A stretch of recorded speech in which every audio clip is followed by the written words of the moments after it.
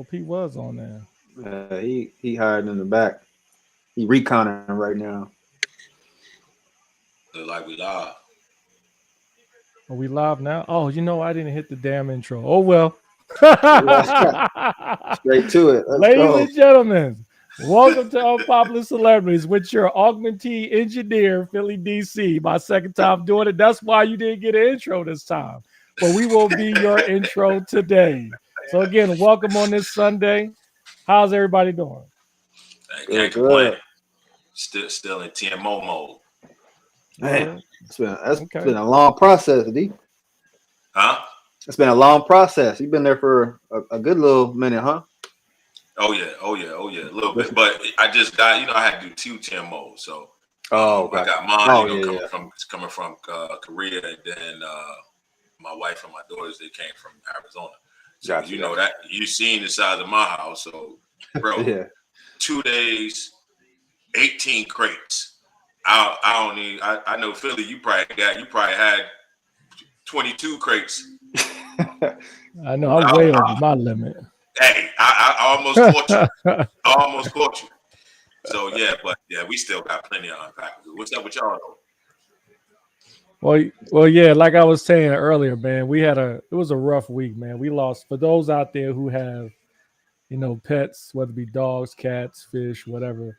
It's always tough when you lose a pet. It's like they're part of your family. So I had most people that know me, I had a little dog, Coco, toy poodle. I had her 15 years. We lost her 2 days ago. So she's in puppy heaven now. But that was a tough one. But other than that, it was a good week. It was a good week. Yes. Yeah, sorry to hear that.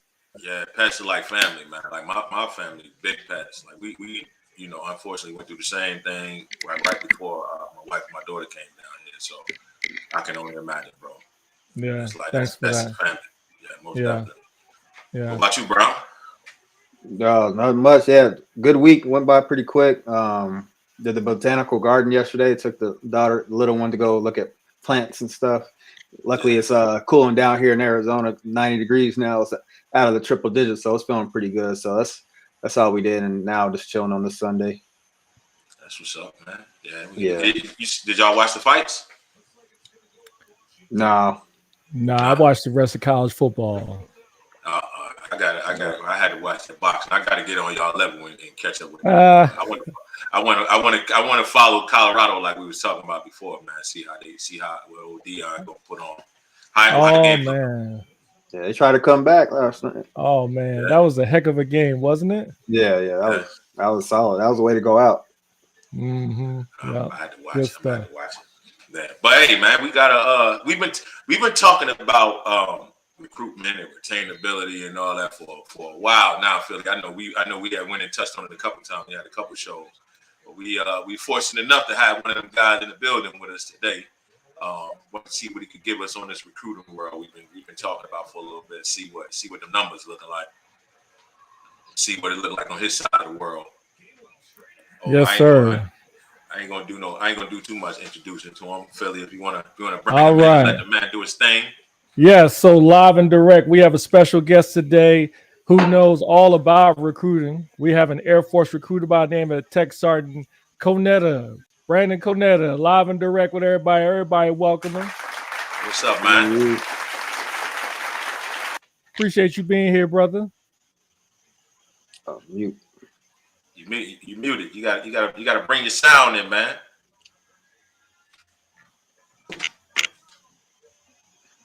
Nope. What you got going? That must be that recruiter life. What you got going on? That recruiter Wi-Fi. Let me add a disclaimer before we start. Yeah. Oh, y'all have me muted. There you go. Oh yeah, I had you muted. Yeah, I just got a green check mark talking about I'm unmuted. Thanks, guys. All right. We wasn't ready for you yet. We thought we was, but we wasn't. All right. Okay, well, welcome to the show, man. Go ahead and introduce yourself. Cool. First, I appreciate the opportunity to come talk to y'all. Known y'all for a little bit. But yeah, so I'm a TSgt Brandon Coneita. I'm from Connecticut. Been in this Air Force now for 17 years, going on 18. I started off as a cop over in Vegas. Ended up cross-training to medical because cop life was cool, but I wanted to try something new. Went over to Korea, Germany, Los Angeles, and then now I'm lucky enough to be out here in Palm Springs It's just as hot as over there in Arizona. So we happy to see 90 over here versus 115. Right. So, life is good as a recruiter. Love this job. Love helping people kind of get to where they want to go. Versus the trying to trick people into joining or anything like that. Like actually finding those real people that really need something and hopefully use the Air Force as a stepping stone to get to where they want to go. Yeah, Nice. That's good stuff. Well, yeah, we got a lot to talk about, man. Because I'll be honest. I mean, I'm sure Mike and Dell can attest to this, man. Being out in the field, there's a lot of narratives out there about challenges in recruiting. I was doing my research this week. It was all types of different rationale or reasons as to why. So you shared some of the statistics with us earlier before we started the show. So tell us from your perspective, how's recruiting going this year so far? So for me as an individual, recruiting's been good. And I think it's because when you find a job that you love, like you're not really working, like coming and talking to people is easy, helping people get to where they want to go is easy.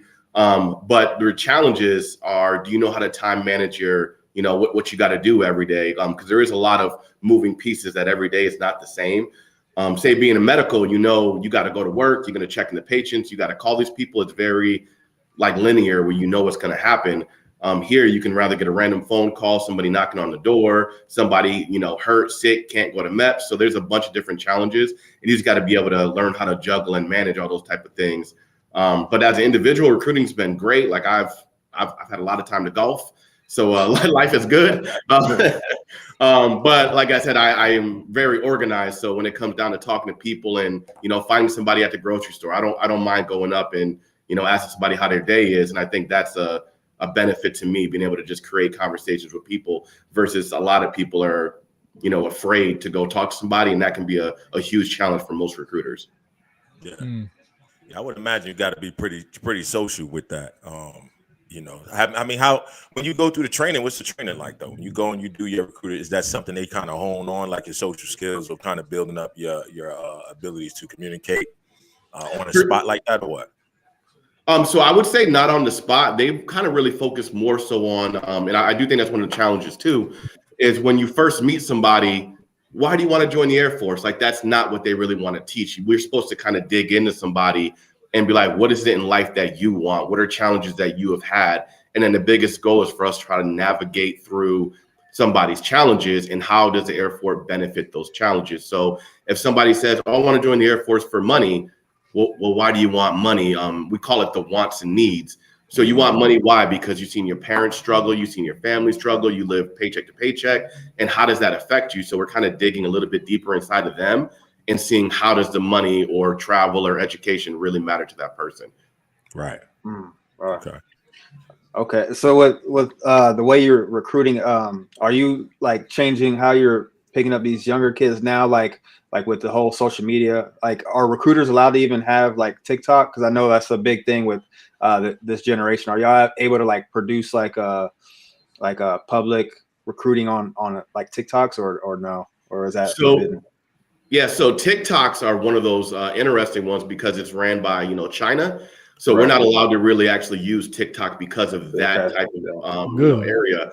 But a lot of recruiters do use Instagram, Facebook, things like that to kind of really, get out to the younger generation and really learning how to connect with them. So rather the Instagram shorts or just the little polls have worked pretty good too. Like, do you know about this or that to kind of get engagement? That works very well with the younger generation too. Yeah. Okay. What, go ahead, Philly.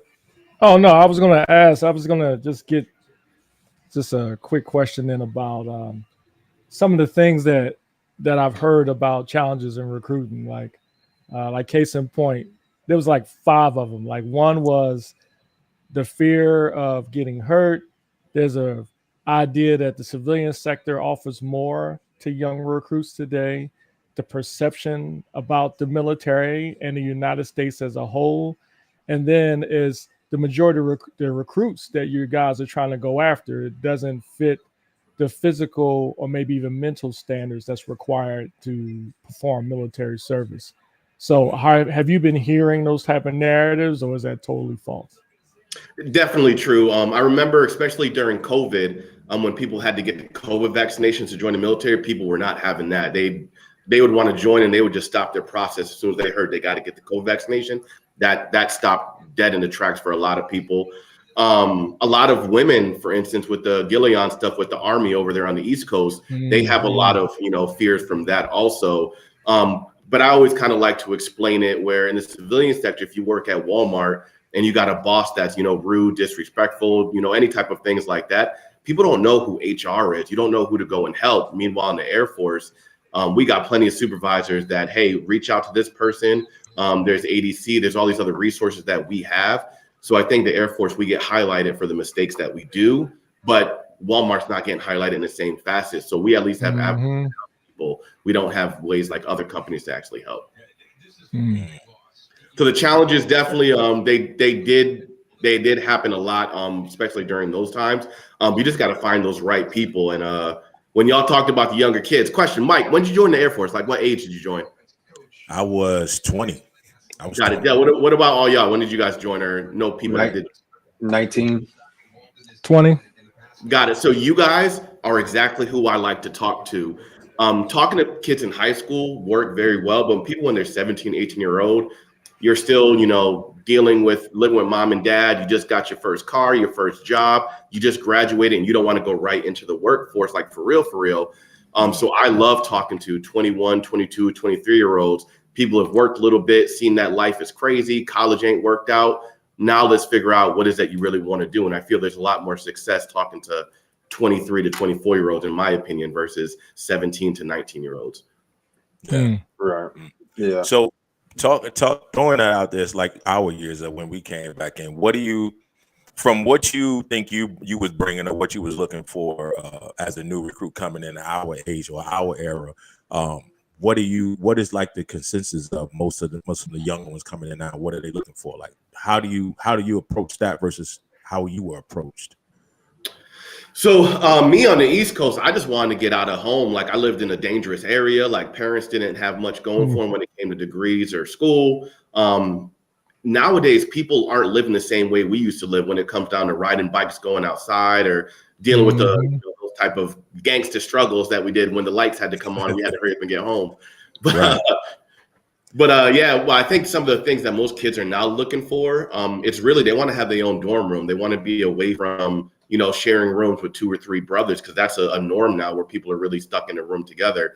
So having their own space and then getting over the fact of thinking the Air Force is running around shooting guns and getting yelled at. Like you work a regular job, then you're able to go home and do what you want to do. If that's schooling, play video games, go out, do what you want to do. You have that freedom along with your own dorm room. And I feel like that's one of the biggest, I guess, hurdles is them thinking the Air Force is running around shooting guns, getting yelled at, versus you actually can have a regular job. You can go to school. You have a family life. People don't really realize that. They really don't. And that's a shock. Like, I don't think I would have either, because I didn't have like somebody direct to me that was in the military until like my cousin that was a year. So I didn't know much about, how the day-to-day workforce was for the military. You think you either outside doing overseas doing such and such, and then when you back, it's like, what you mean you got a job? I had a couple people ask me that. So that's interesting. Yeah, most people think it's 24/7. You got no time to yourself. You were just work, and then you're out camping and digging holes, and you don't have time for nothing. They just don't realize it. Right. Yeah, I will be honest. Oh, let me see this question from Samel real quick. He's a retired chief from security forces. Shout out to Samel. Yes, So, sir. should recruiters have a designated tenure, say 4 years max, or should it be a permanent retrain for extended continuity? Your thoughts, Brandon? Man, so that's another thing. Great question, by the way. That was something I had no idea about. So I thought recruiting was just recruiting, right?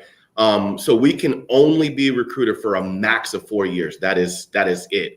And then after the 4-year time frame, you rather go back to your career field and kind of share what you learned, or there's different tiers, tier 1, tier 2, tier 3, so on and so forth. So I'm going to be going into my second tier, and that's rather training in marketing. That can work at MEPS. You can work as a Thunderbird recruiter. There's so many different working in operations, and I just didn't realize there were so many tiers. Even being an officer recruiter, dealing with doctors, lawyers, things like that. I just didn't know. Even the schoolhouse, that's a tier 2. You know what I mean? So there's so many levels, that after that 4-year term, if you choose to stay in recruiting and recruiting likes you, now you're a permanent recruiter, but not walk into regular enlisted people. Now you're rather doing the training in marketing or officers or, working at MEPS. There's different levels that I had no idea existed in the recruiting realm. Yeah. So is that like voluntary based? Is that something you apply for? Is that something recruiter headquarters say, hey, we want to move him or her up to this level? How does that work? Most people probably wouldn't know how that works. Yeah, so right around your 2.5 year mark, you get this thing called a memorandum of intention. Basically, you're saying I would want to stay in recruiting, or I want to go back to my original career field. And then you're going to kind of check the boxes that you kind of want to do for your next tier. Your leadership will say, you know what, you've been good at talking to people. Maybe you should be, working in healthcare. You've been good at training people. Maybe you should go do training in marketing and that type of stuff. So you kind of get selections what it is. And if they say, cool, you're good to go, they reach out to your career field. And as long as your career field is over 85% manned, now you can stay in recruiting. Bet now you're in recruiting and now you don't ever have to go back, which is great because I'm not trying to go back to y'all regular Air Force jobs. And then Right. But then if you want to go back to your career field, well, then now you kind of get a basic preference and conjunction at your 4-year mark. You can kind of go back and then now figure out and kind of a lot of stuff we use in this developmental special duty. It gives people skills when you go back to your career field. Now you can get promoted. You know how to be a better supervisor. You learn how to time manage a little bit better. So that's the pros of going back to your own career field. Pros of staying in here is, like I said, doing other tiers and kind of growing as a person in this type of career field. Right. That's dope. I don't think a lot of people know that. I thought it was just a three and out. But so when you do move tiers, like say you're moving tier 2, are you going to PCS to like your main headquarters in your state, or do you get to stay in where you live in Palm Springs, or how's that work? Yeah, so it works the same way as regular assignments do inside of y'all career fields. So like I just applied and you'll know exactly the location. So like say there's one in Encino, California, that's training in marketing. So you'll be training all over LA, but then you'll also go train recruiters that are in Japan, Hawaii, and Guam. So I can come peep you out in Hawaii if you're still there. So each assignment is located on where it's at. So you kind of put in what you want, what assignments are actually available. So it's not a crapshoot. Like you see exactly what's available, the exact locations, and then you put your preference order of where you want to go. And then it's like a 1-for-1 match. There's 20 people trying to get jobs. There's 20 locations, and the Air Force tries to match you with whatever's highest on your list. Okay. We got another question came in. What's the hardest job to get people to join in? Besides special ops. Yeah, special ops is definitely probably the hardest. It kind of depends. So there's some really hard jobs that you have to pass this test called an EDPT, electrical data processing test. It's basically like coding. So we have like 2 or 3 jobs that need to pass that test. That's very, very hard. One of them, you have to have like an 88 in mechanical score and like a 92 in electrical. So it's hard to get that realms in it. Linguists, it's kind of hard to find people who actually can, pass those types of jobs, but you find the people that really want to learn another language. I had a guy the other day, he passed linguists, he's in the Air Force now. And you don't find out what language you're going to get till you're in tech school. And he wanted to learn, Korean, Chinese, something crazy. And he's a blonde hair, blue eyed, kind of guy. And he wanted to do that type of stuff. And they put him with Spanish and he was it. He was like, I could have learned this stuff on Dora the Explorer, man. Yo, that's crazy. Wow. So you don't get to choose which language you want to learn as a linguist, huh? Yeah, you just know you're going to be a linguist. You finish through basic training, and then now they tell you what language you're going to get. You do get a preference sheet, but you don't know what language until you get till tech school. Interesting. Yeah, I didn't know that either. But I would say a lot of the mechanical fields are kind of tough. So like munitions, people don't necessarily want to do. Refueler bomber, people don't want to do. And that's because people don't think that it translates to the real world. It's what people typically say, I want a job that translates. But I will say, for instance, munitions. One of my best friends was a recruiter munitions. He went back to his career field. And you don't realize that you have to organize, like you're just building bombs. Who wants to like think you can't build bombs in the real world? But the way his resume and EPRs are set up, He's never been missed on delaying like the shipment, or you have to order the supplies to build a bomb. You have to have the schedule to build a bomb, the maintenance schedule to kind of do the type of stuff for you.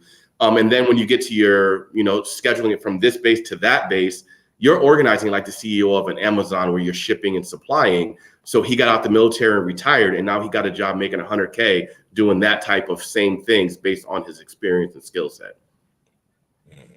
How many recruits actually come in and are forthcoming with that? Like, hey, I'm trying to do something that when I get out, XYZ. Like, how many of them are thinking that forward in their lifespan or with what they choose? Do you hear that often or not? Yeah, that's huge. And like I said, good point. A lot of people say that. I think it comes from parents and loved ones who are saying, hey, get something that's going to translate to the real world. And that's one of the things we learned in in tech school was you have to be able to overcome. You want a job that translates to the real world. Why is that? Do you want to have a career? Do you want to buy a house? Do you want foundation? What is it that translates to the real world really means? Some people want money, some people want stability. And if you can figure out how that matches the Air Force benefits, all of them translate to the real world. Of course, there's some that do better. Let's be real. Like if you're cyber, of course, you're going to get certain certs that, translate a lot faster. But people think, for instance, being a cop, that you're not just going to get out and be a cop. You still got to do some things while you're in. Being medic, you're not going to get out being a medic. You got to do some things while you're in. So every career field has a way to be successful in the real world. You just got to put some effort into it once you're in.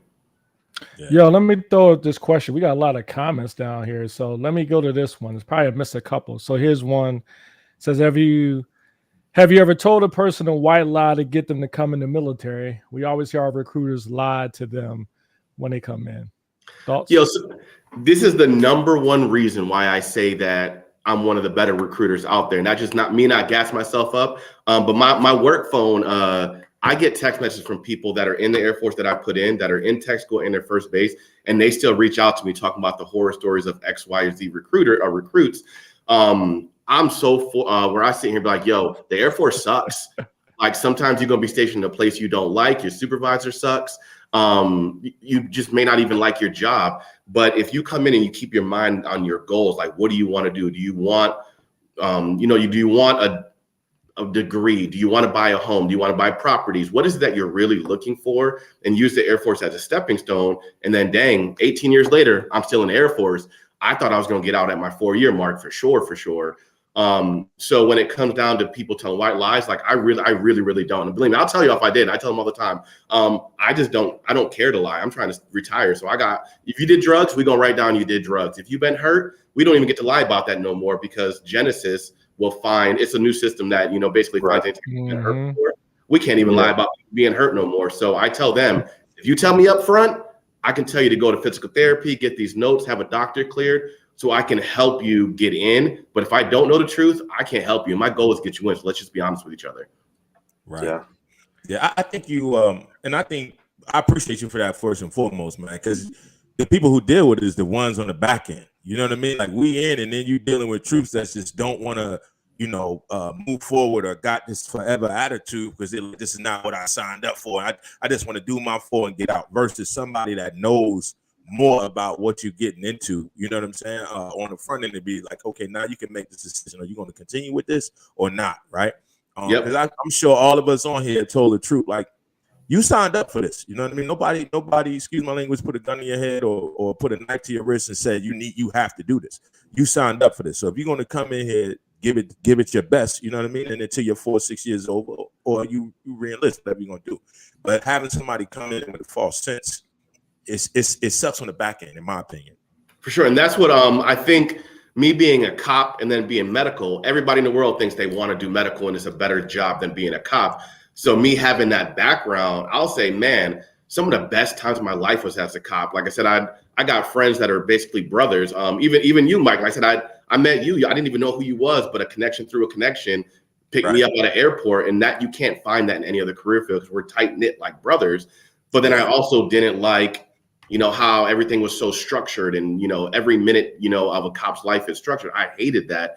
But then as a medic person, man, it's really cool that you get to talk and have friends with doctors, but you wiping butts, you over here, everyone, there's things that suck about every job. But there's pros to every job too. And as long as you understand that comes with it, doesn't matter what job you have in the world. But I've never put somebody in a cop that don't want to be a cop. I put people in cops that actually rather want to become cops. They want time for schooling. They want the camaraderie. There's people who want to join the Air Force just because they want friends because they don't have any. And cops the best career for that. You're going to find people that are just like you because they're from all walks of life, you know? Yeah. Yo, let me get this question in real quick from Samel. Yeah, so what is the biggest reason recruiters are disqualified? Recruits, I'm sorry. I said recruiters. Recruits are disqualified, but it's in their control to fix. This is interesting because I would tell you, I would take a stab at it. I'm curious to hear what you say. I would say PT standards. I was going to say the same thing. Yep. What about you, Del? What's your guess? I would say, probably. I was gonna go with tattoos, but they lifted that, like disqualifiers, like with like tattoos or this hair in general, like they don't want to fix it. Got it. Number one reason, without a doubt, hands down, anxiety and depression, easily. Especially during COVID timeframe, right? Most people were stuck inside the house. They didn't know how to deal with school. They didn't like what was going on. In this generation, most parents are like, you know what? Maybe you're upset. Let's send you to the doctor. And then they get on some type of depression medication. The timelines, like you have to be off medication for like 3 years. Because we don't know how you can react in a stressful environment. So the amount of people that are currently on some type of depression medication is like mind blowing. So to get those people cleared are always the hardest time. For PT standards, we're not the Army, Marines, or anything like that. They got to do running, push-ups, sit-ups before they join. We just care about your height and weight. That's it. Oh, wait a minute. So, all right. So 2 quick questions, because you said that you said your answer was depression, right? Correct.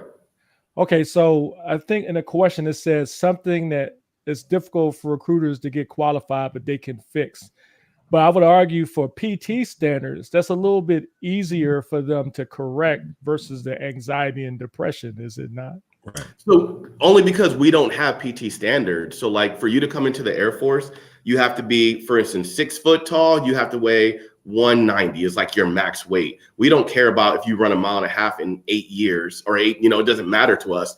But for depression and anxiety, as long as you've been off the medication, you go to a doctor, they say you don't need the medication anymore. You're good without it. You were just going through some, puberty, whatever things you want to call it. We can get you cleared for that, but you have to have that follow-up medical care. But for 2 parts of the question, one, the most disqualified stuff is, like you said, the depression things, and then things that you can kind of overcome. It's really any type of medical history in the past, as long as you actually can get cleared medically through it. Yeah. And then the other pieces is what about like the PT standards, for instance, right? So you guys don't like look at weight. You just look at just the height. You don't look at like weight and things of that nature. Because I think when I came in, I had to be a certain weight. I had to be able to do a certain amount of push-ups or whatever. So they don't do that anymore. You joined the Air Force? Yeah. You ain't had to do no push-ups. This was back in the Cold War, man. This is right after the Cold War, man. We was fighting about the 1800s, man. Look, my recruiter said, drop, you gotta do at least 30 to 40 push-ups. And at the time I think I was like 19 and a half, 20. I could do like 25. He said, come back again when you can do 40. So maybe it was just him hazing me or something, but they would not let me go through the whole process until I could do it. Maybe it was different where I was at. So I remember having to do push-ups as well. And I was I was 6'2". I was about 6'2", and then I think I weighed like 198 or something like that. And he was like, you got to get down to 190. I was already skinny, believe it or not. I was like a stick when I first joined. But I had to get down to 190, and I remember having to do push-ups and stuff before I came in. Yeah, we did PT, but it wasn't to our standard though. We just during mess, we just had to run and do whatever. It wasn't like we had to hit 30 or whatever. We just did.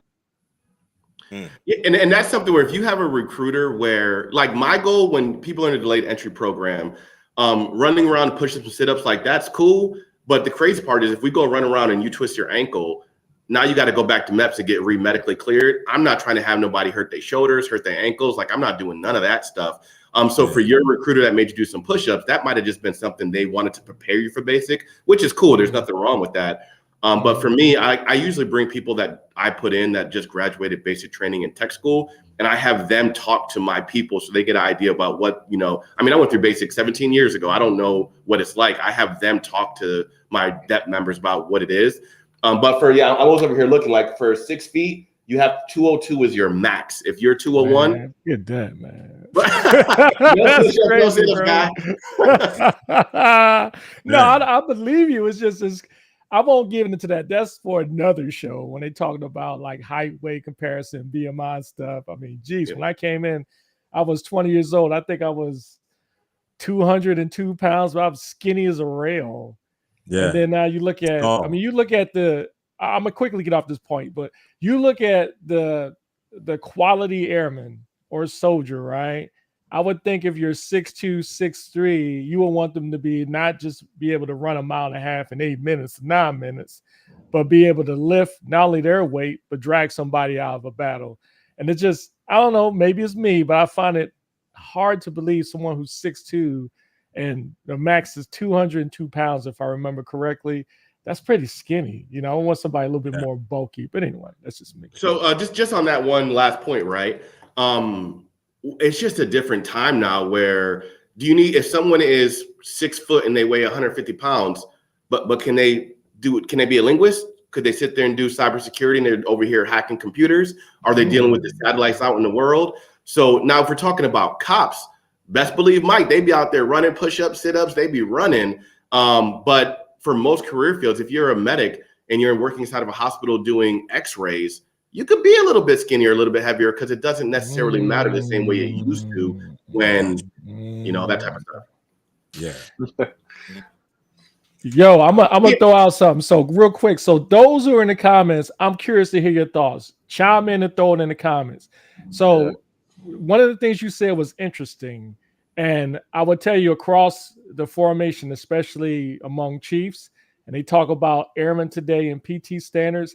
There was a professor when I went to a leadership course in North Carolina, and he said similar to what you said. He said today's airmen, the most lethal airmen, are the ones behind the keyboard. Do we need them to be able to run a mile and a half in 10 minutes and lift twice their weight? Nothing wrong with them having a can of Mountain Dew and be a little bit overweight, but they're still lethal. They don't need to have the same standards as everybody else. On the contrary, there are some other folks that's like, hey, look, everyone should be able to maintain a certain amount of physical standards. You shouldn't be too big or whatever. So I'm curious to hear everyone else's thoughts and your thoughts, Brandon, on that. Got it. And that's the thing too. It's all about perception. You still want to look a certain type of way in uniform. And the height and weight standards, that's really they did some type of scientific background information out. You know, I'm not that smart to know that type of stuff. But it's really more so, what's your risk of having heart attacks if you're over this amount of weight, if your BMI is too high for these type of things. So this height and weight standard, we don't care about pushing and pulling people. We care about, are we going to have to take care of you medically once you're in? And that's where we have the number at a certain threshold. But yeah, run around, push up, sit ups, go ahead and drink that Mountain Dew and go ahead and start typing. Maybe you'll type faster. I don't know. I disagree, man. I'm with it. I think everybody should have some sort of standard. You know what I mean? That's just what I think, man. Because the thing is this, I guess to me it's perception, right? Because average person, if you out and about, say you going from home to work, you know, you stop at the gas station, you make that quick stop, you're in uniform. Average person don't know this person is calm, this person is medical, this person is security. They don't know. All they see is the uniform, and then they still trying to figure out if you Army or Air Force. They don't even know that. You know what I'm saying? So it's like you see this person, you're like, that person in the military, that's our military. You know what I mean? Like, to me, I think everybody should have a standard. I just do. I think you should. That's because you bench press 500 pounds, man. Now we gonna have a regular person. We can't even drag you because you're so dang big. You the problem. But I'm saying everybody, even that. Like, I don't want somebody to, if I'm out and about, let's just say we is downrange and you down there with a comm dude or a medical person, you trying to transport something, they happen to be in your convoy, and we go down. it might not be another defender that got to pull me a Philly. It might be somebody that just happened to be in our convoy. We moving from A to Z, and now what you gonna do with me and Philly? How you gonna drag you? You know what I'm saying? Like, I think somebody should be in everybody in some type of physical condition, man. I really do. But do you think if we go to war today with like some China or Russia, we think we really going there and doing some convoys? Are we going over there messing up their satellites, turning off their internet so they can't shoot no bombs?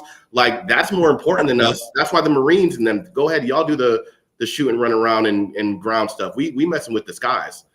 I don't know. Go ahead, Dell. I'm sorry. Jump in, Dell. No, I was gonna say, especially with the BCAs, so the body composition measurements starting effect in 2024. Are y'all prepared for that? Because I know you were saying the height and weight, so that's pretty much what it's based off of for your BMI. So are you guys using those charts for the recruiting? I got my man Nick Blossom in here too. He's a recruiter over here in Arizona. Yeah, throw that up in there. Yeah, go ahead. But yeah, are y'all going to start incorporating the waist measurements now? So then when they do come to the actual ground at base level, like we're not backtracking, like people are getting here and they're already failing like tape measurements like straight out of tech school. For sure. I do think I think we actually started that in like July. It's based on like your birthday is the time you're doing the body composition stuff. Yeah. Mine's in January too. You January baby? Yep, January. Yeah. Yeah, me too. That's when it starts for me too. But yeah, so we do have like, if you're past the height and weight standards, then we do a body fat measurement to see like how, and if you have to be below a certain percentage or whatnot for you to be accepted in the Air Force. But typically, if you're underneath what our max weight is, your body composition is going to be all right also. Like what Philly was talking about, 202 is small for a 6-foot dude. He's not going to be over the body composition goals anyways. Yeah. Okay. Let me throw up this question real quick. I think, wait a minute. Let me throw up this question real quick because I think it's interesting. Okay, so this comes from Nick Blossom. I think standards should be the same for all career fields. No kids on the computers aren't doing much, but if push comes to shove and things hit the fan, we might need to rely on them. They augment at certain points in time. That's it. That's a pretty good point, Nick. I do agree with you. What's y'all thoughts? I agree with 100%. I mean, how many times, Philly and Brown and Brand, you too? Like, how many times we had augmentees? I mean, especially you start talking about you going on the ROK, especially you go out there, augmentees got to be ready. You know what I mean? So, and I'm not gonna lie to you, man. Like, I was running training in Korea before I got here. I see some of them augmentees, man. I'm like, I don't know. You know, I think. Little buddies.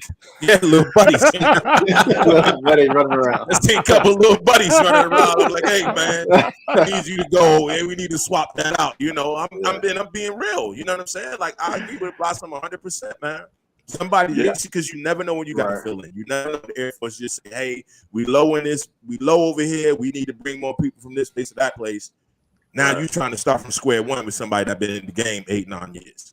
Yo, shout out to all the augmentees that's in the comments and out there that was rocking the M16 A2s. Right. You can tell they were augmentees. Yeah, you can tell they didn't have them floors. I think all of us have that same background with security forces. That's why I think we want everyone to have the same standard. Because if we get in fight, I want someone to help me. I know we're going to have each other 6 because that's, you know, we're trained for that. But I'm curious if someone in the comments that's not 3P, like, do you have that same mentality or not? So yeah, because I think that's probably what it is.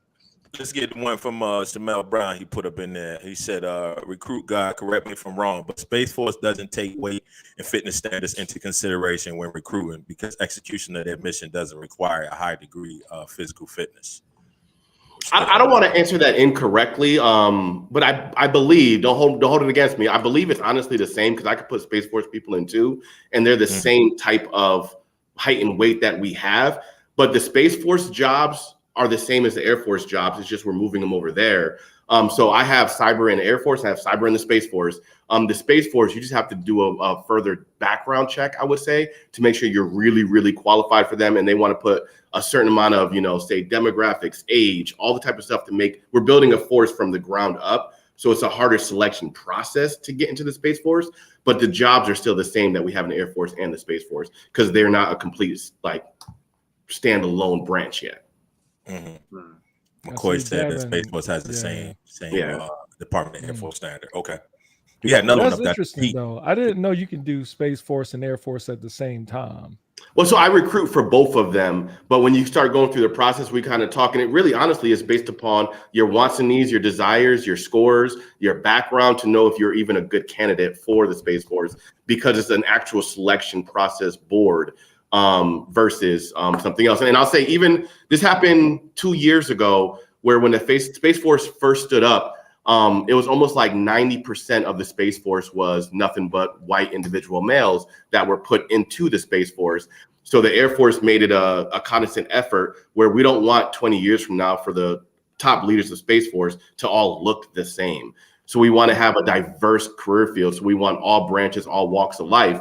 So when it goes through the selection board, we're trying to make sure we get the right people to make it a, well, diverse career field versus all one thing. So that's why the selection process takes a little bit longer. Also, just one avenue that they're looking at. Okay. I mean, being that you brought that up, what is, if any, is there any type of I gotta ask this, diversity demographics and things like that, numbers and stats that you all follow or track as recruiters when you are recruiting?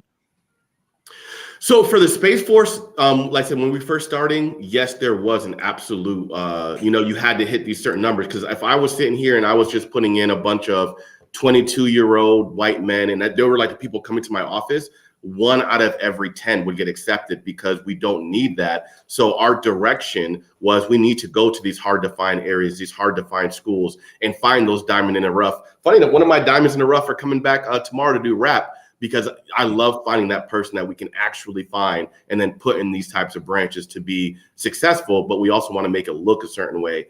For the Air Force, not as much. And the only reason why I say that is because we have enough recruiters all around America that you got people down in Alabama, people in, Washington, people in Jersey, to find people like you, Big Mike in Jersey. Jersey, stand up. You already know who it is.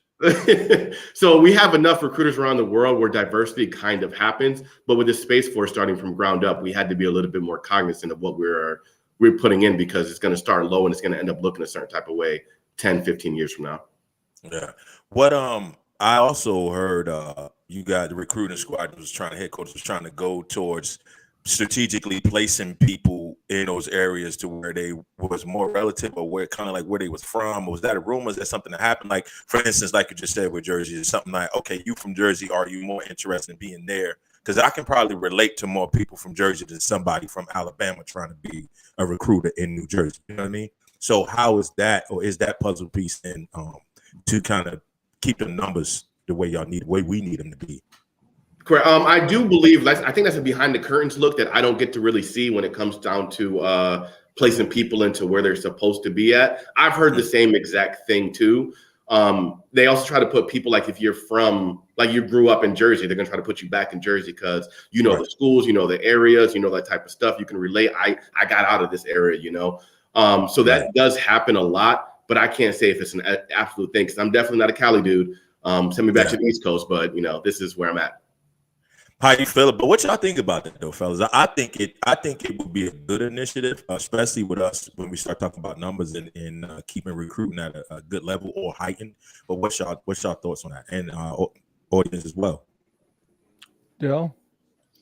Oh yeah, I totally agree. Yeah, being relatable and being able to reach certain, kind of like how professionals come back to their schools and talk to their schools, and like everyone knows who this person is, and that gets them excited. But yeah, I think I think the only thing that talk about is like the imbalance of everyone going to one state, and then where are they going to go in the other states? But yeah, I think priority. If you're like a 3-4 year recruiter, you probably got a little more priority over a person that came out. Maybe, I don't know. It'll be hard to balance it, but I think that's it'll be a good start.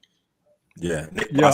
Before I answer, I'll throw in this comment from Nick Blouse. He said they talked about it, but a lot of times people don't want to go back to their home. They had New Orleans on my list, and I wasn't trying to go there. Awesome. Man. Yo, Nick, Cynthia, pop off. You know all about Louisiana. What's up with that? So I would tell you, I kind of agree with him. I'm sorry. Go ahead, Mike. No, you got it, Philly. No, I was going to say, I agree with him, man. Like, but I want to add a little twist to it, because I wanted to bring this up. I think I think what we really need to do to improve recruiting is, I think myself, well, I say part of us, like myself, Mike, those who have kids who are old enough to join, is to put that narrative out there about the positivities of, or the positive stuff of military service.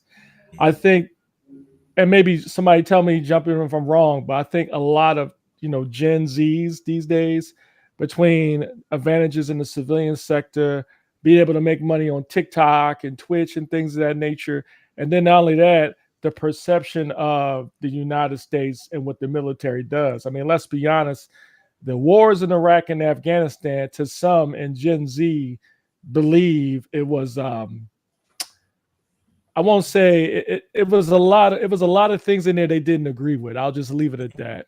And I think that kind of spin a false narrative about military service, where I don't know about you, but when I came in, there was a bit of pride in joining the service. Maybe you've had some family members who was previously in service. And then not only that, about the country, about the United States being the best country in the world. Although we have flaws and issues in our country, I think a lot of times, a lot of parents, not many, but a good amount of parents are telling some of their children avoid military service because of one, some of the things that came out in social media or in the news about toxic leadership. You mentioned earlier today about the troubles the Army's had with Vanessa Gillian, and hopefully I'm pronouncing her name correctly, and then sexual assault too. I mean, there was a study done back in, I believe it was 2019, when they allowed it was 2013, I think.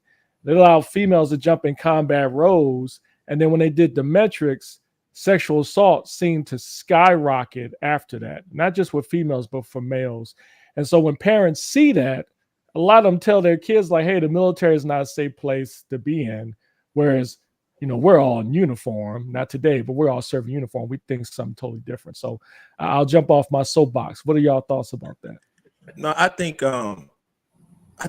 we get highlighted for a lot. And I think because our community is so small, you know what I mean? Less than 1%. I think because we're so small in a sense, it's a lot of us in the military, but versus the nation, versus the world, we're small. When things like that happen, it get magnified so much. It's like, oh, this is going on. But the same things are going on in the world, probably much more. It's just our community is so small, it's highlighted at a different level. And I think that's why it seems so much more egregious. But because of it's the size of who we are. I think me and my wife and my daughter had a conversation, also a friend of ours who was having a conversation about that. But I think that's why it seems so bad, because our community is so much more smaller than the nation. Yeah, I agree. And I think that's what I brought about earlier about if you work at a regular job, you're not going to go tell your boss, you're not going to do this type of stuff. You don't even know who HR is half the time. And that, like I said, that's something I tell every person. We're 1% of the world that joins any part of the branch of the service. And medically, how much of y'all heard, man, medical doctors are horrible, right? But are they really? It's just that anytime a medical procedure goes wrong, you're going to hear about it in the Air Force. But I promise you go ahead and Google it. You're going to see how many, doctors in the real world are over here taking advantage of sleeping patients and messing up surgeries. You just don't hear about it because nobody is saying, X hospital done this today. You just don't hear about it. Right. Throw that back up there real quick. I got you. Which one? Said, can't think of many things that you can do in the military that you can't do in the civilian sector. If there is another war, I agree. Huh? What y'all think? Can't think of anything. Confused now. Yeah, I'm kind of confused. What's he trying to get at? Elaborate on that one. What you think, Philly? Yeah, it seems like what he's saying, anything you can do in the military, you can do in the civilian sector. I think the part where he says, if there's another war, that's totally different. I mean, the civilian sector, you're not going to be doing much to support the war, maybe supply stuff, logistics or whatever. But real quick, what I'll say on that is there are certain things in the military you will not get in the civilian sector: camaraderie, leadership, the opportunity to put yourself in difficult situations, not just like leading people or managing people, but being able to have the discipline to perform your job under stressful conditions. Now, some people may argue you can do that in the civilian sector, but I think it's totally different. I think sometimes people try to compare the civilian and the military sector. They're two totally different things. In the military, I mean, you're going to be leading a lot of people. It requires a little bit of discipline involved in that. Where the civilian sector, you can quit at any time. So, even I always tell. I'm sorry. Go ahead, Mike. Go ahead, bro. You got it. So one thing I always tell applicants too, because they ask somewhat of the same type of questions, and I always refer back to when I was in Germany. It's something about traveling to a country versus living somewhere, right?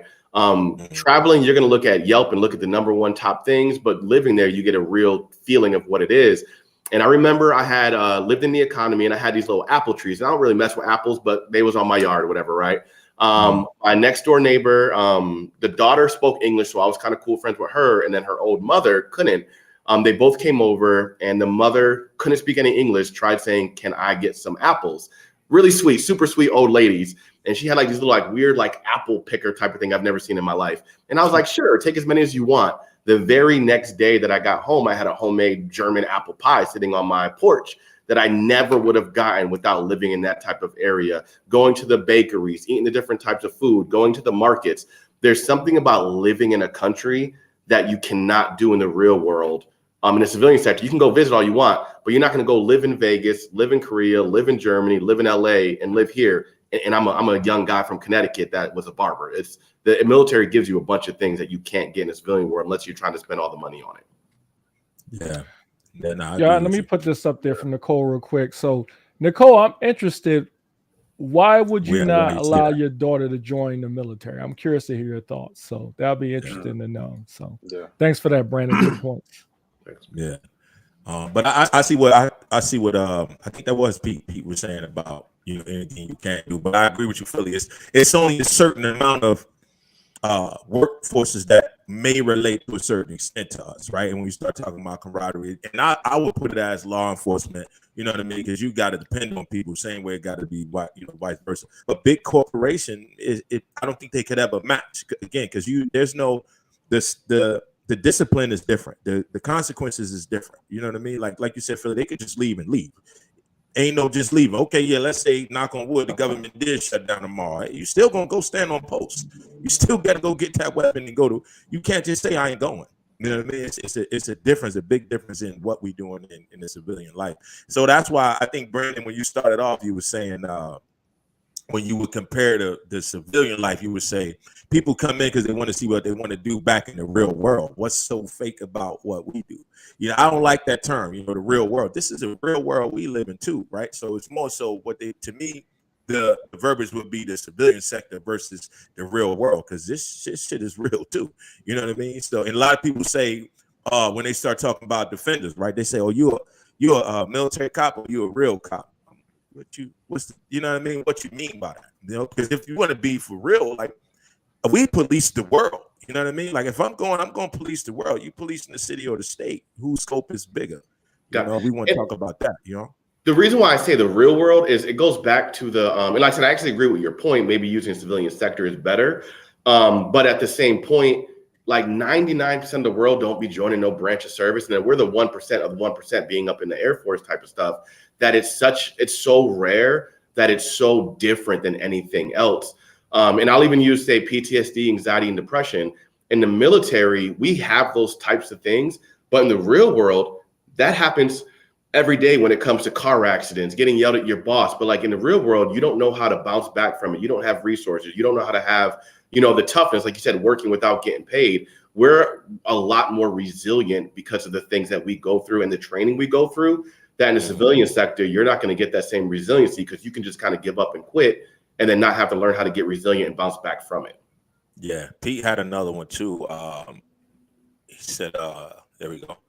He said, do you tell recruits about financial struggles they might have coming in the military, how much they will get paid, actual payments?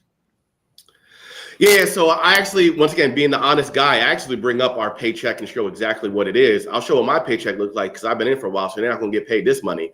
But it was hard when you first explain to somebody, because I'm like, man, these young people going to live in the dorms and get, $1,800 to $2,000 a paycheck. That looks like nothing, right? Being older men. But we don't realize that an 18, 19-year-old, they're not making that money anyways. Like their $2,000 for them is a lot of money. So when I first got in here, I would always talk like, yeah, you're only going to get paid $2,000. You know, here's what it looks like. It felt bad. But then when you really think about it, I make well over 100K a year. Because if you go and just type into Google, 100K a year in California after taxes is $72,000 after taxes. I make more than 72K after taxes right now, and I'm not paying for healthcare. I'm not paying for retirement, unless you want to do TSP, but you don't have to. We make well over 100K when you've been in for a while, but a younger person, when they say, oh, you're only making $36,000 after taxes, that's really like $50,000, $60,000 after taxes, and you're not paying for the dorms. You're not paying for the money or for your food.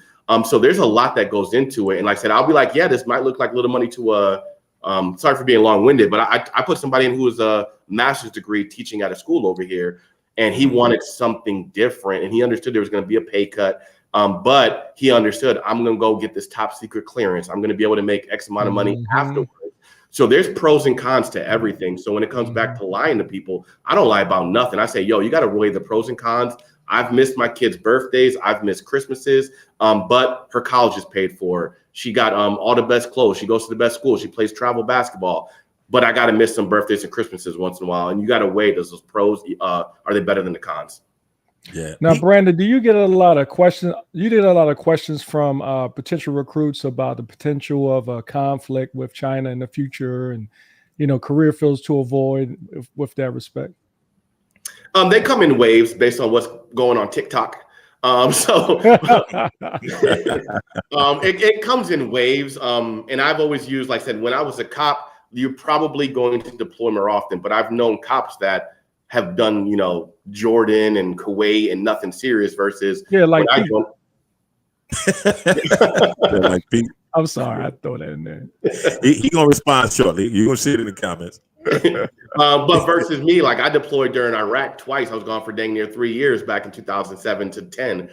So there's different things. So that is a question we get. But once again, pros and cons. Is it worth it versus is it not? Yeah. Now my son gonna get dropped. Oh, I got it. So she said she was just wouldn't let her daughter join, but her son, we got it.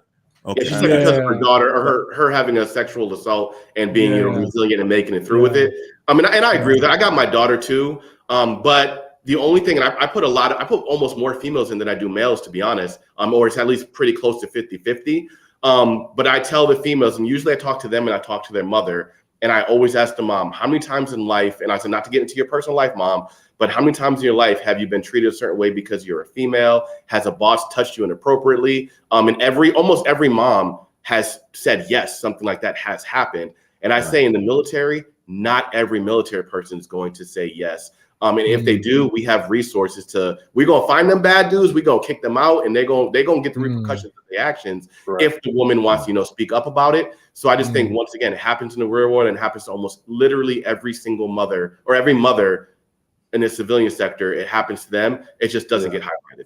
And that was my point earlier, what we was talking about. Because our community is so small, it's much more easier to say, hey, it happened here, it happened there, versus the everyday life. It happens. It's not like, it happens. I think me and my wife had a conversation, and something happened. It was maybe somebody might have been back when the SARC, I think the SARC, head of SARC, he got hit with a SARC case, something about SARC got hit with a SARC.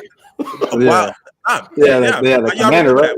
It was the commander. He was the commander of the program. He got hit with. He got hit with a SARC situation.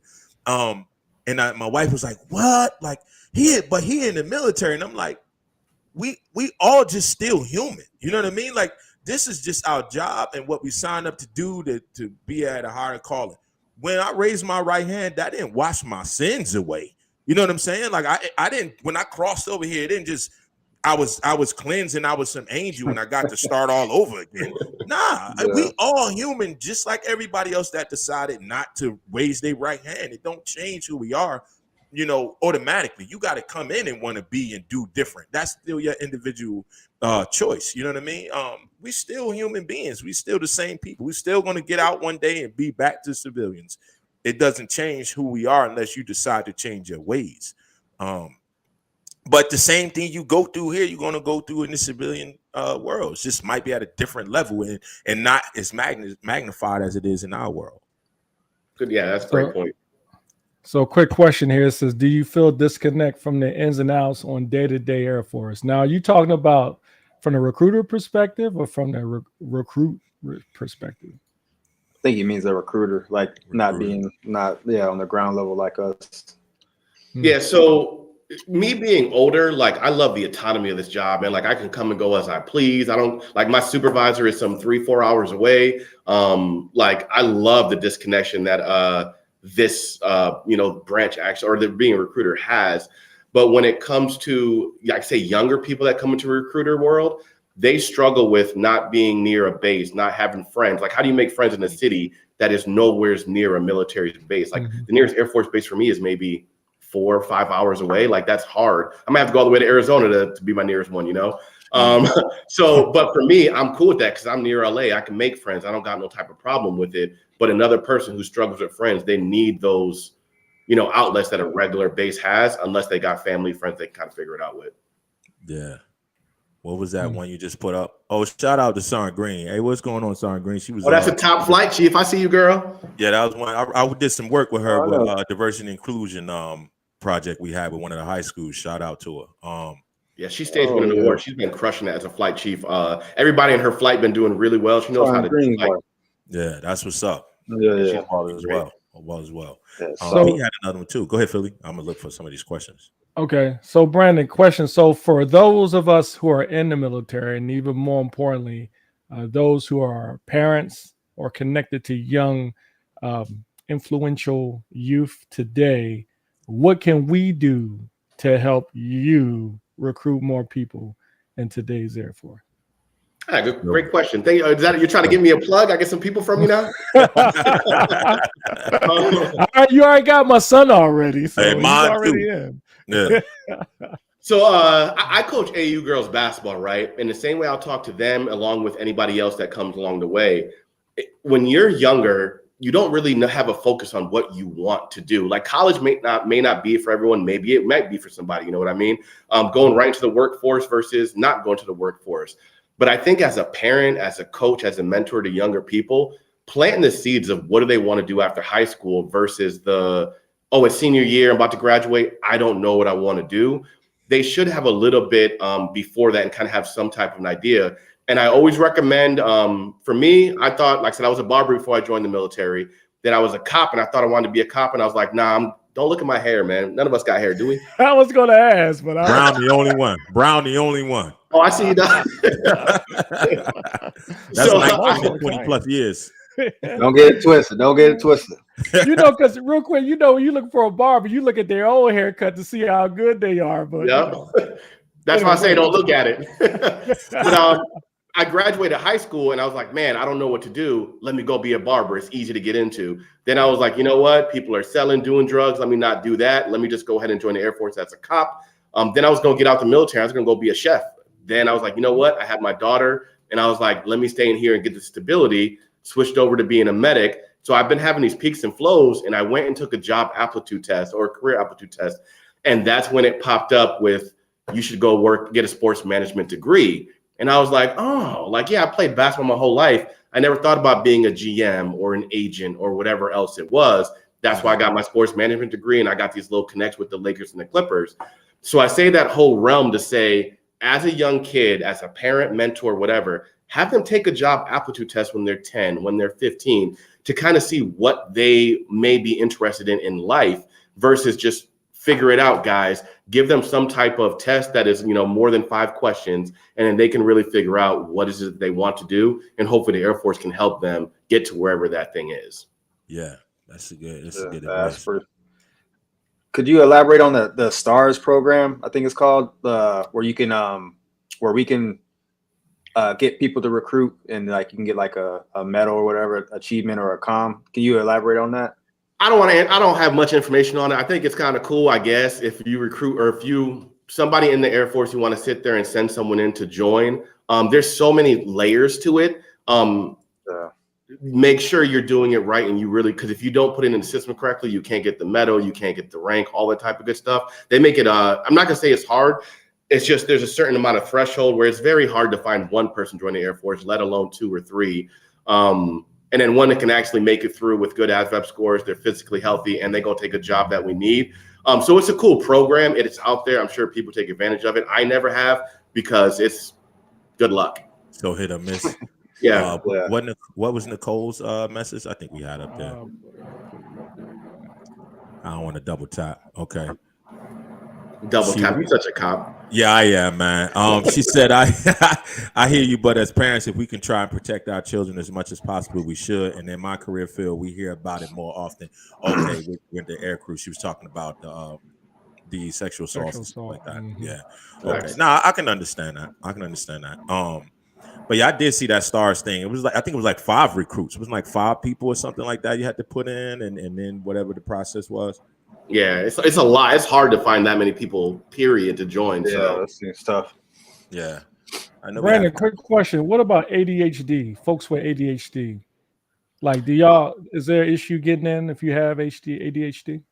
Yep, that goes the same along the lines. I always say ADHD, depression, and anxiety, they're kind of like the 3-tier combo. They usually come like, oh, you're struggling in school because of ADHD. Maybe it's because of depression. So it kind of wraps around it.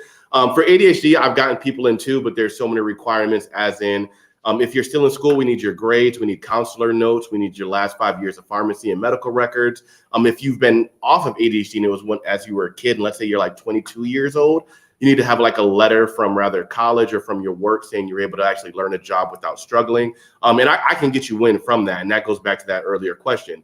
That's like almost immediately disqualifying. So now to get you qualified, we have to have medication records, these type of things to show that you're able to learn and you're not really falling off, needing extra help, or you need that medication. Need that medication? No chance. If you're on it, no chance. But if you're off of it and you're doing well with off it, we just have to prove that you're good to go. Oh, yeah. Appreciate that. Good stuff. For sure. I had I knew somebody I went to school with, he had tried to get in. They said something about he got disqualified for a personality disorder. I didn't know that we even evaluated for things like that on the initial go around. So how is that? Is that if it's not documented in your past, is that discovered, or what's the mental evaluation piece like when somebody is initially trying to join? So he most likely something like say bipolar or something like that, right? Mm-hmm. It's rather they found it in the medical records. That's why I said, hey, tell me up front whatever you got, because if you have this, we have to say, do you still currently have it, or is it gone? It was just something you had when you were a younger kid.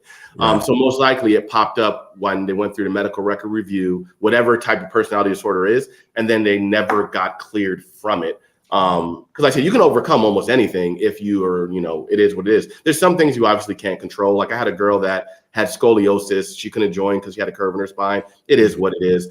So there's a few, but I've ran into a very few situations where somebody can just completely be disqualified. But if they really want it, they got to go through the steps, and it took me like 3 years to get somebody in. But people are dedicated and motivated. They'll find a way to get everything, reevaluated and make sure they're good to go. Yeah, I got you. What is this? The slogan, everything's waivable. True or false? Yeah, that's pretty true. And I had a guy. I always wondered that. He was a kid when he was 16 years old. He hated the teacher, right? He went to the school, lit the school on fire, all the books, took the teacher's golf cart, drove off on it. He got suspended. He got expelled, blah, blah, blah, blah. But at 26, he was a manager of a 7-Eleven doing well. His scores were like astronomical. I got him in the Air Force because he made a mistake when he was a kid, just like everybody else.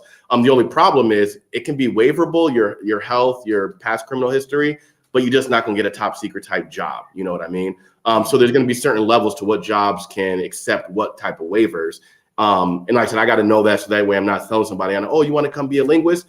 Nah, dog, you was over there blowing up schools. We don't got you. But he was a really good kid. So like I said, he came in the Air Force. He's in there now. He's doing pretty well. And now after his first 4 years, he can always cross-train because you just got to prove during those years that you're doing pretty well. You don't have any issues. You're not over here lighting books on fire, and you can get in. Yeah. How many people that wanted to come in as security forces did you show that video of jumping out of planes and helicopters? How many people you showed that video to? I don't got every person I put in for a cop. I'm gonna call you next week when I have my people leaving here. Be like, oh yeah, he put some quality in here. If you don't want to be a cop, I tell people you don't got to be no cop, but you better qualify for mechanical, electrical jobs. Otherwise, I can't. I got nothing for you. Yeah. Hey man. Yo, I'm curious. That's fair. What's I'm up? sorry. Go ahead. Oh, I was going to ask you. So I'm curious, and I want your honest answer. What did you think about the Army recruiting video they put out like a year or two ago? Man, I don't watch nothing Army. Don't start. Oh, come on, man! Don't do that. Don't. No, I asked because this is relevant to what we're talking about because there is some folks that say I'm sure you've heard some people like, oh, they lowered the standards for folks to get in the military, the woke culture, and all that other stuff, and they kind of point to that recruiting ad. So anyway, I'm just curious to hear what you think. I personally, I don't even like the Air Force recruiting videos, to be honest. And that's where I say, I don't think the Air Force is amazing. I'll be the first guy to be like, man, this stuff kind of sucks. Like I don't like it sometimes. I really don't. But I also don't think I want to be back home working at McDonald's trying to figure out how to pay for rent. So you got to have that pro and con. But them videos, I mean, if you want to jump out of planes, you can, but you better go special operations. Yeah. That's big right there. That was pretty good. Thank you. But I think it's going to be, with everything you do is going to be pros and cons. You know what I mean? Whatever, anything you go into, I like this part, I don't like this part, and then you try to be a part of the change, you know what I mean? Or just stay out of that lane or whatever the case may be. I mean, I know as cops, all of us at one point woke up one day, was like, man, this shit about to suck, but I'm about to go do it and do the best I can and, bring my people with me, so on and so forth. Yeah. So. And that's something I don't force people. So when I have this conversation, a lot of recruiters are like, man, if they say they don't want to do this, they still like, well, maybe we'll find another way. I'm like, nah, go ahead. It's just like car shopping. Like, leave the office. I'm not trying to start the paperwork. I'm not wasting no time on no paperwork unless you really want to do this. You can walk away. I say, go look on YouTube, go do some reviews. But one thing I always say, where's your favorite restaurant? Where do you like to eat at? I don't have a favorite, bro. Being that I travel so much, I'm gonna tell you this: I'm always trying to find the most authentic Asian restaurant I can, like ramen, Asian just food. eat everything, I'll be bro. honest with you, bro. Hey, that too. But What hey, about y'all? Man, they got this Taco Madero spot out here. Being in Arizona, I'm just straight eating Mexican food. So yeah, I would have to say this Taco Madero spot.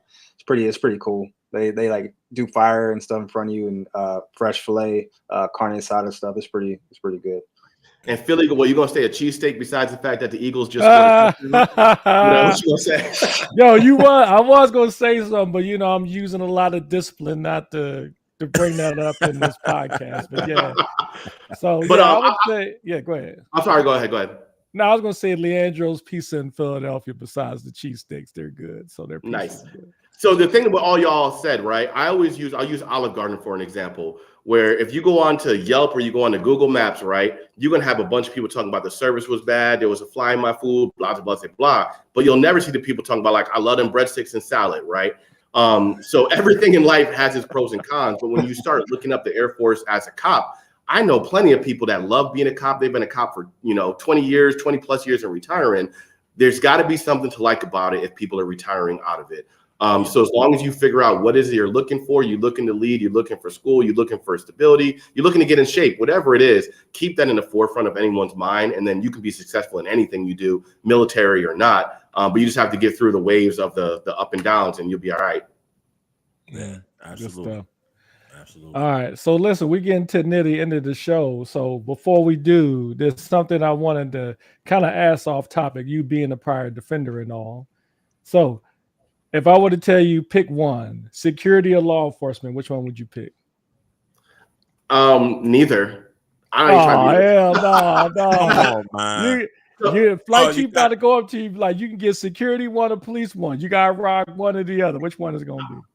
Truth be told, I've had that same conversation with being a cop and being a medic. There's pros and cons to both, wiping butts or whatever. But for security and LE, that completely depends on rank, right? Because as security, I'm trying to go chill in the vehicle, play on my phone, and take a nap. Get that Article 15. What? we glad you cross trained. He's telling all the recruits what you got to do. Did all team, boy. Yeah, don't come back. Don't come back. But as a staff or a tech, I'm not trying to do security no more. I'd rather be LE because I can drive around and have the freedom to kind of do some stuff. So I think that really based upon what rank you are, and then you can kind of pick security or LE. Yeah.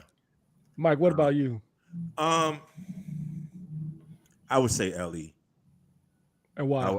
I would take LE. I would take LE because I like more so the interaction. LE, to me, to be honest with you, it's more the community policing part for me. You know what I mean? So I would take that because I get to be out, interact, and be more visual with the people. Because I think if you dominate that, then you can master more of what your responses is from the masses if you have to go and deal with something, right? And I think that matters on the outside and civilian world as well. But I would take LE because of just the community piece and piece. Dell? No, I gotta go security, recap and recovery procedures. Yeah, that was my bread and butter coming in, and this something about the bigger picture of like saving the world, nukes and all this stuff, and actually having that mission. I think that's what drives me. I have no aspiration when I get out to be a cop like law enforcement, but being security, I like that. So yeah, I have to go security just to go against the grain for Mike. Plus, LE, you got to stay after work too. You got to go finish all that reports and stuff. You got put all the stuff. He fired. I'm telling you, take that AFSC out of your records. Oh man, that's really low on the totem pole. That thing is gone. He's fired, bro. He is fired, man. Yo, I love it. Yo, Brandon, you off the chain, boy. You let out all the tea, bro. All of it. All of it, man. Send that man a beret. Yeah. Yo, my beret still probably look better than y'all's. Hey. Hey, I don't know about that. Man. And it's probably because you ain't touched it in 19 years, 17 years. That's why. Now, Brandon, you was doing good, man. You can't be coming at us like that, bro. Yeah, you know what I'm saying? Man. I didn't have the Super Mario beret. I still wear mine. Mine look pretty good, I must say. But Tony Bostic, the Gooch, his looked like kind of like Chef Boyardee. His beret was always jacked up. Pete always had that piss yellow flash on his beret. Damn. Big. So let me tell y'all, when my people come back from tech school and they do rap before they go to their first duty section, they come here with their uniform on and they come here with their beret looking like trash. I'm like, you better come back here tomorrow with it looking good because you're not gonna go to that first base with it looking horrible. So I be trying to set them up for success, but what y'all do with them after that's on y'all. We appreciate that. We appreciate that. Because you definitely gonna get judged by the way that beret look. That is it. Before anybody say anything to you, that beret gonna tell a story. It's gonna that flash gonna tell a story, man. 100%. We got a late bloomer, Brandon. Seeing them popped up in here, man. Morning, fellas. Mike, still surprised you asked my guy to be on the show. Jokes aside, you picked the right recruiter to give you candid feedback on new recruits and recruiting process he discussed. Absolutely, man. Definitely. Most definitely. Such a master sergeant answer. You go ahead, sir.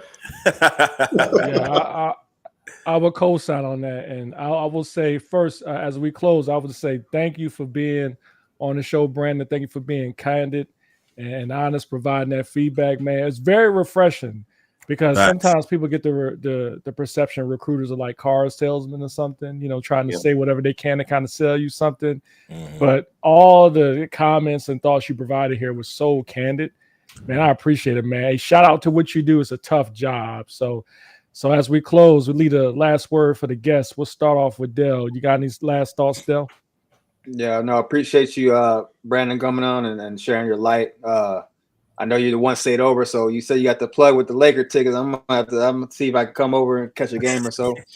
Go ahead and plug me in. We're in the suite, no problem, dog.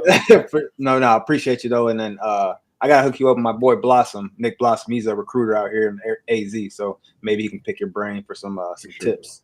For sure. Yeah, that's what's up. Mike? Yeah. Hey, I gotta echo their words, man. I appreciate you, like I said, cut some time out to come join us, man.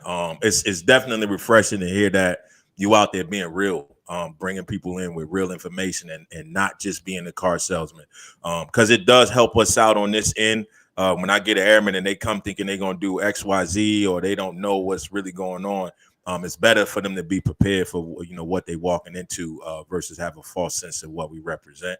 So I definitely appreciate you being real, and hopefully, some more recruiters out there watching this, if they don't adopt that strategy, I hope they're adopting it now, because it's better to have people come with a positive note or know what they're getting into versus not, man. So thanks a lot.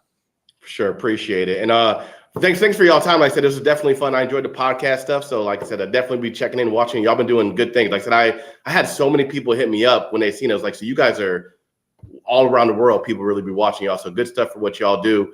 And then for y'all master sergeants and all y'all supervisors, and even people in the chat, the biggest thing I'll say, it's hard when we try to get people into like special duties, when that's rather TI, MTL, recruiter, whatever it is. Really be engaged with y'all people, because there's some people who might not be good at time management and or this type of conversation, but they might be real good at being a TI, but they're afraid of that type of job. Reach out. Like I said, I know people that are TIs they can go talk to and really get it. But then ultimately for all the supervisors, y'all got to mark people right in them EPRs, man, because if everyone is a firewall 5, then now you throwing people who are really some average people into this recruiting realm, and now they're going to struggle because they don't know how to time manage. They don't know how to work hard. They shouldn't really be out here. Like I'm not saying I'm the best, but at least they put me in a position where I do fit this realm. But if you start getting people who are 3s, now they out here just, not caring about taking care of people and stuff, it makes recruiting a lot harder. And then you have them liars and those salesmen. So get the right people in, and it starts with the supervisors on the real Air Force. And then eventually 3-4 years from now, we'll have nothing but the best recruiters out there to really do a good job. Man. Man, we were supposed to be closing the show, bro. You opening up other stuff, man. Hey, he almost started another hour. You got to drop the bomb on that one. Yeah, drop the bomb on that one, man. Yeah. Oh man, that was off the chain, bro. I mean, we could do another show strictly on that one, man. That was good, man. Good stuff. Yeah. So Unpopular Celebrities, thank y'all for joining us again this Sunday, especially on Football Sunday. Thanks again to our special guests for being here. We will see you every single Sunday. Make sure you like, subscribe, comment, and then let us know how the show goes. And if you have anything you want to see on the show, please reach out to us on Facebook or Instagram, or hit us up. I'm sure y'all got our numbers and everything. We love each and every one of y'all. Thanks for y'all support. Unpopular Celebrities. We'll see y'all next Sunday. Y'all already know who it is. Peace. Oh.